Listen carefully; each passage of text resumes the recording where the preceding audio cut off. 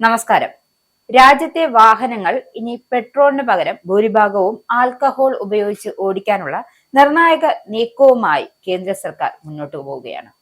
പെട്രോളിന് 85% ethanol കലർത്തുന്ന E85 ഇന്ധനത്തിനായുള്ള കരട് നിയമങ്ങൾ ഉടൻ പുറത്തിറക്കാനാണ് സർക്കാരിന്റെ വക നീക്കം.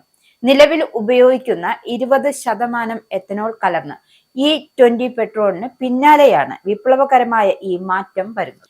പശ്ചിമേഷ്യയിലെ യുദ്ധസമാനമായ സാഹചര്യം ആഗോള എണ്ണ വിപണിയെ പിടിച്ചുലയ്ക്കുന്ന പശ്ചാത്തലത്തിൽ ഇന്ധന ഇറക്കുമതി വെട്ടിക്കുറയ്ക്കാനുള്ള ഇന്ത്യയുടെ മാസ്റ്റർ പ്ലാനായിട്ടാണ് ഇതിനെ പൊതുവെ വിലയിരുത്തുന്നത്. ഊർജ മേഖലയിൽ സ്വയം പര്യാപ്തത കൈവരിക്കുക എന്ന ലക്ഷ്യത്തോടെ വരും വർഷങ്ങളിൽ 100% എഥനോൾ മിശ്രിതം നടപ്പിലാക്കാൻ ഇന്ത്യ ലക്ഷ്യമിടുന്നു എന്ന് കേന്ദ്ര ഉപരിതല ഗതാഗത മന്ത്രി നിതിൻ ഗഡ്കരി വ്യക്തമാക്കിയിരിക്കുകയാണ്. പശ്ചിമേഷ്യൻ രാജ്യങ്ങളിലെ യുദ്ധസമാനമായ സാഹചര്യങ്ങൾ അന്താരാഷ്ട്ര വിപണിയിൽ എണ്ണ ലഭ്യതയെ ബാധിക്കുന്ന പശ്ചാത്തലത്തിലാണ് ഇന്ത്യയുടെ ഈ നിർണായകമായ നീക്കമുണ്ടായിരിക്കുന്നത്.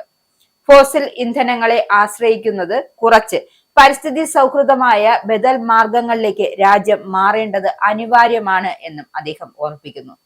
നിലവിൽ പെട്രോൾ ആവശ്യകതയുടെ 87% ഇറക്കുമതിയെയാണ് ഇന്ത്യ ആശ്രയിക്കുന്നത്.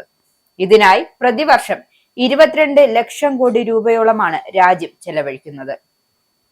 ബ്രസീൽ പോലുള്ള രാജ്യങ്ങൾ 100% എഥനോൾ മിശ്രിതം വിജയകരമായി നടപ്പിലാക്കിയത് ഇന്ത്യക്കും മാതൃകയാണ് എന്നാണ് ഗ്രീൻ ട്രാൻസ്പോർട്ട് കോൺക്ലേവിൽ സംസാരിക്കവേ മന്ത്രി ചൂണ്ടിക്കാട്ടിയത്. 2025 ഏപ്രിൽ മുതൽ പ്രാബല്യത്തിൽ വരുന്ന പുതിയ ഇന്ധനക്ഷമതാ മാനദണ്ഡങ്ങൾ ഇലക്ട്രിക് ഫ്ലക്സ് ഫ്യൂവൽ വാഹനങ്ങൾ ബാധിക്കില്ല എന്നും അദ്ദേഹം പറയുന്നു. അതായത് ഹൈഡ്രജൻ ഇന്ധനമാണ് ഭാവിയുടെ ഇന്ധനമെന്നും മാലിന്യത്തിൽ നിന്നും ഹൈഡ്രജൻ ഉൽപ്പാദിപ്പിക്കുന്ന രീതിയിലേക്ക് നാം മാറണമെന്നും അദ്ദേഹം ഓർമ്മിപ്പിക്കുന്നു.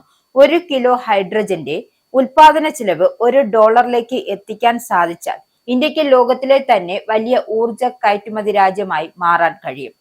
പെട്രോൾ ഡീസൽ വാഹനങ്ങൾ ഉപേക്ഷിക്കാൻ ആരെയും നിർബന്ധിക്കില്ലെങ്കിലും ഗുണനിലവാരമുള്ള ബദൽ ഇന്ധന വാഹനങ്ങൾ വിപണിയിൽ എത്തിക്കാൻ നിർമ്മാതാക്കൾ ശ്രദ്ധിക്കണമെന്നും എഥനോൾ മിശ്രിതത്തെക്കാൾ തെറ്റായ പ്രചരണങ്ങൾ തള്ളിക്കളയണമെന്നും അദ്ദേഹം ആവശ്യപ്പെടുന്നു. യുദ്ധ പശ്ചാത്തലത്തിൽ കേന്ദ്ര സർക്കാരിന്റെ ഭാഗത്തു നിന്നുമുണ്ടായ ഈ നിർണായക നീക്കത്തെ എന്തുകൊണ്ടും ഒരു വഴിത്തിരിവായാണ് കാണുന്നത്.